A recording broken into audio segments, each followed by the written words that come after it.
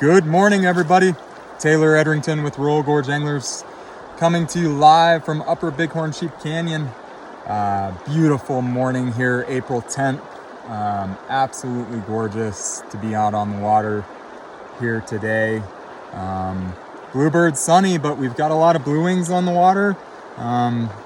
Just got this beautiful rainbow to hand, and I'm gonna let him get along on his way here. Go eat another blue winged olive, get a little bit bigger. Just phenomenal time of year on the Arkansas River. Obviously April is a kind of pinnacle month for us on the river. Of course, everybody kind of thinks of the Brachycentrus caddis hatch as our focal point, but like I said, we've had a really strong presence of blue-winged olive life cycle activity here this morning, even with the sunny weather. Water temperatures are just ideal right now.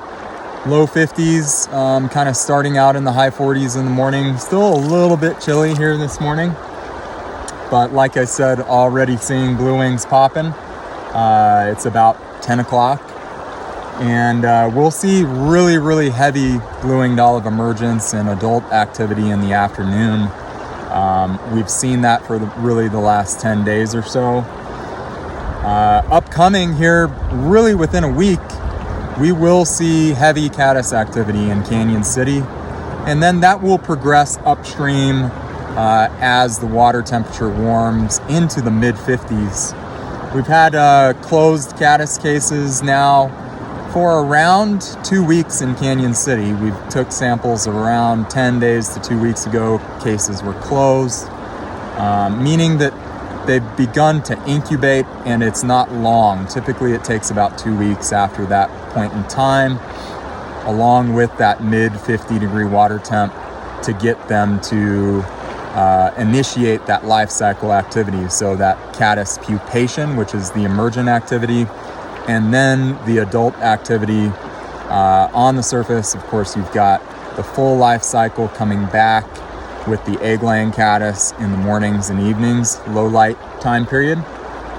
And we will see that progress up Bighorn Sheep Canyon into the Salida area in early May, and then up from there prior to runoff, kind of see how long we get that caddis activity depending on when heavy snowmelt occurs. But that is typically around the third week of May, fourth week of May, when we see bigger flows there. Currently, flows are extremely low. We're at about 260 CFS here today. Water's gin clear. Really, we could use a little bit of tint in the water column. Things get a little bit technical when we're throwing dry flies and emergers. The water is just so clear. We'll probably see with the warm up here this week, over the course of the next few days, we'll see a little mid-level snowmelt contribution, which is really not a bad thing. If we can get another 50, even 100 CFS in the water column, as well as a little bit of tint, that will only make fishing easier. And I do expect to see probably around 300 to 350 CFS over the course of the next several weeks, now that we're warming up. Currently, snowpack is sitting right at around 100% of average, which is great, but we've really got 2 or 3 weeks of warm weather upcoming, maybe a little bit of snow in the forecast in the high mountains this weekend. It's going to be 65 degrees in Canyon City, so nothing our way, but may get a little bit more precipitation here this weekend, which will help pad snowpack. Just got to remember that we will see a lot of snowpack burn off in the remaining weeks of April and into the first few weeks of May as we wait for that big runoff to come down. We'll see wind burn it off. We'll see just warmer temperatures. A lot of that mid-level melt will occur in the next week to 2 weeks, most likely. There's not a lot of that mid-level snow to melt So we should see conditions on the river just exceptional all the way up until runoff. I would say we'll probably be in that 300 to 550 CFS range, which is great for both wading and floating. At 250 CFS, would not want to be floating today. Just to be brutally honest, it's too technical. There's too many rocks. You're spooking too many fish out of the boat. Really an ideal flow to wade, but we want 350 CFS to get out there and float to help make that a little bit more manageable and to be more effective. So a lot of great fishing upcoming. Man, the next 6 weeks are just going to be gangbusters. From tax day on through Mother's Day, we're going to see that heavy caddis life cycle activity. And right now, we've got that great blue-winged olive activity, which is some of my favorite fishing that we have in the spring. We will continue to see fish keying on stonefly nymphs, cranefly larvae, free-swimming caddis larvae. Do not forget those. There are millions of them in the water column right now. That's a size 14 and 16 olive-bodied or even tan-bodied caddis. Fish are starting to eat case caddis as well in anticipation of that caddis activity upcoming. But like I said, your blue-winged olive life cycle activity, your midge life cycle activity are front runners right now, and that is very heavy at this point in time. We expect for the weather, like I said, this weekend here to be a little overcast, maybe even a little drizzle down here in Canyon City and Bighorn Canyon, still in the high 50s and 60s. If you want to come fish dry flies, if you want to come fish that blue-winged olive life cycle activity, this is going to be ideal later in the week. But even with a sunny day, the water temperature's right, the nymphs are very mature, they're in the drift. We will continue to see great adult activity as well, and fish keying to them on the surface, even on these sunny days. But those cloudy days are what you look for. Again, a lot of fun fishing upcoming. We hope to see you in the fly shop or on the water sometime soon. Let's take a peek at a few patterns that we like to have in our guide boxes this time of year. And hopefully that'll answer a little bit of that question of, okay, size range, profile, color, what are we looking for there within the blue-winged olive, the caddis life cycle, midges, our stoneflies, and our craneflies. So let's take a peek at that. Alrighty, folks, so we're back in the fly shop and getting focused on fly selection now. Just a quick reminder that all of these patterns are available on our website at royalgorgeanglers.com. You can purchase those online or swing by the fly shop and take a peek in person. Love to walk through fly selection with you here in store, and very much appreciate the support for all the information. Let's kind of get started here first and foremost with some attractor nymphs for a double, triple nymph rig. So whether you prefer a Western nymph with an indicator or Euro nymph, you can see we've got some good Euro nymphing options here as well that of course can be used for indicator nymphing. And by Euro nymph, when we're talking about that just briefly, we're talking about flies tied on jig style hooks here with slotted tungsten beads so that that fly rolls over hook point, riding hook point up in the water column. So you'll see that we've got several jig options here. So that's just a brief introduction to what is a Euro nymph, okay? But again, those can be used under an indicator. They can be used for contact nymphing, for Euro nymphing. So we're going to start with some attractor nymphs here for our heavier nymph rigs. We're then going to dive into the blue-winged olive life cycle, the caddis life cycle, and then some attractor dries to be throwing out there, as well as some streamers. So let's start with those kind of core confidence lead flies for a double, triple nymph rig or for Euro nymphing. Of course, we've mentioned crane fly larvae. Those are paramount in the river right now, very, very active.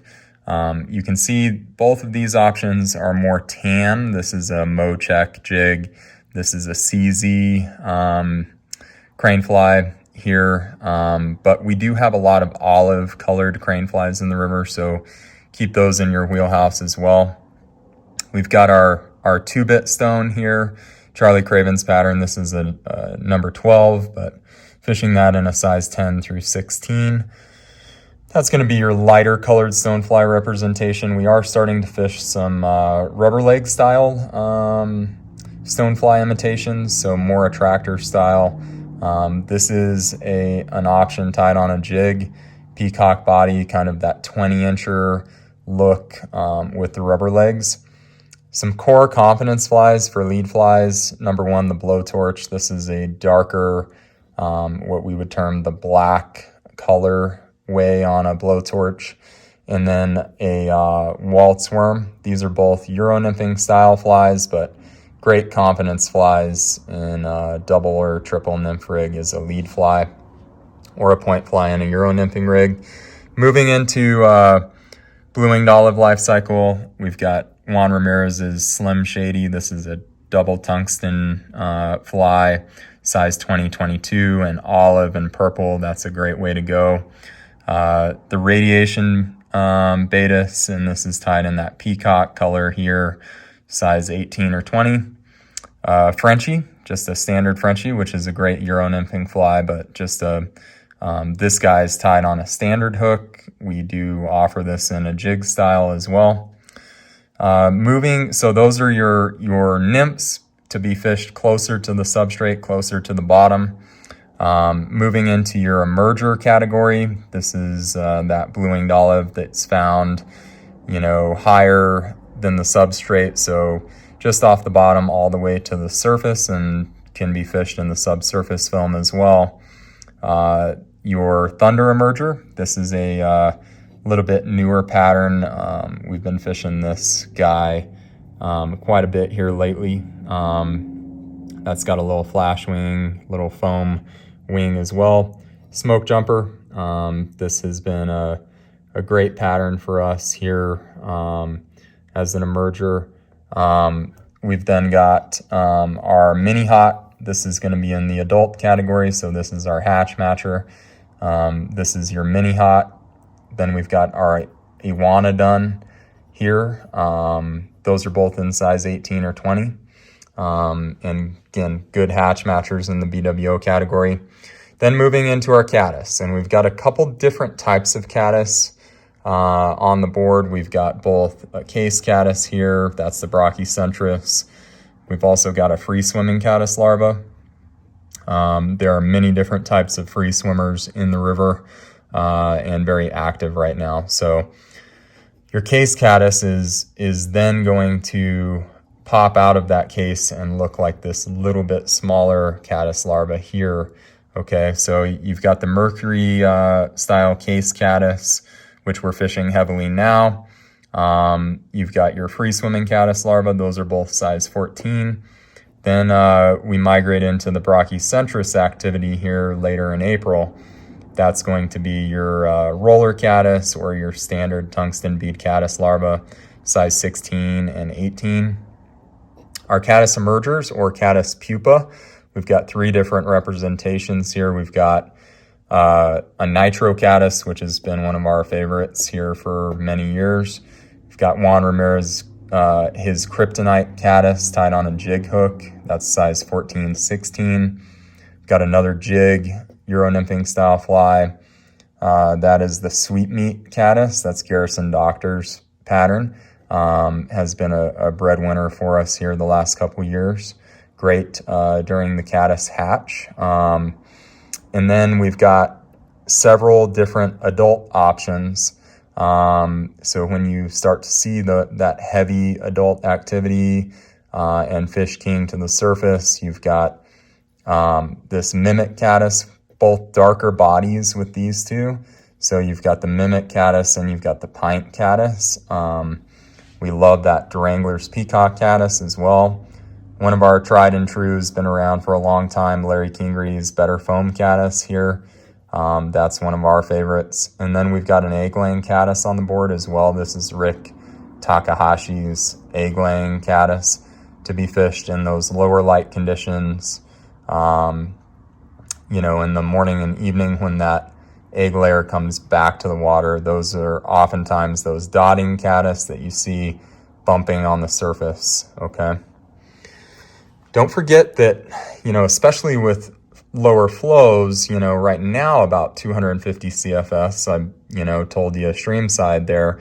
But even, you know, up to 350, 400, that is a lower flow on the river. And especially when caddis are hatching later in the month, we will see fish very, very opportunistic on attractor style dries. And it's great to think about dry dropper fishing during that window, maybe running one of these larger attractor dries as your indicator dry, and then running a caddis of some kind or a blue-winged olive underneath that, or maybe even going dry double dropper, dry copper dropper. So a lot of great opportunity out there to throw a dry dropper during this window of time. That's not just a summer fall thing on this river. You can be very, very productive on the river in the spring with a dry dropper. This is a mini hippie stomper, one of my favorites to run during the caddis season because they'll eat that as a caddis as well, and supports weight well. Amy's Ant, this is the red one of our favorites on this river for sure. And then the double foam chubby in a purple color. Great indicator fly, of course, very visible and supports weight well, okay? Streamers will really be coming online as water temperatures get into the mid-50s, which we're not far from that. Should see that towards the middle of the month, if not, you know, really kind of this week. You know, today being the 11th of April, we should see some really strong streamer activity towards the middle of the month, and then progressing on through the spring season. And of course, streamers are fantastic in the summer and the fall here. So a couple larger options. These are double hooks, okay? What we call tandem, you know, streamers. So 2 hooks here. We've got a mini peanut envy. This is Kelly Gallup's fly in olive. We've got Strollus's headbanger. This is a little bit newer pattern. Really, really fishy little streamer. And you do oftentimes need a little bit larger rod to throw these larger streamers, but I've got a couple new jig style kind of woolly booger imitations. I think are going to fish a lot better than woolly boogers though. Kind of that slump buster style. But this is called a Slum Lord, black and olive. So for those of you throwing a 5-weight, or if you wanted to throw a big guy and then trail a smaller streamer underneath in tandem, that would be a good trailer, or just to throw on its own, okay? So again, just a great look at what our guides will kind of be thinking here over the next, well, really the remainder of the spring, so kind of mid-April through runoff. And again, these are all available online at royalgorgeanglers.com and or in the fly shop if you want to swing by. Alrighty, folks. So hopefully that's a lot of great information for you, both just a kind of stream side outlook on upcoming weather conditions and tactics, as well as some flies that need to go in your box. Of course, we very much appreciate your patronage, stopping by, try to give as much great information here as we can to to make your day on the water more successful. But thank you so much for the support. When you come to the river, swing by the fly shop, and we hope to see you in sometime soon. Remember that the fly shop is open 7 days a week now, from 8 a.m. to 5 p.m.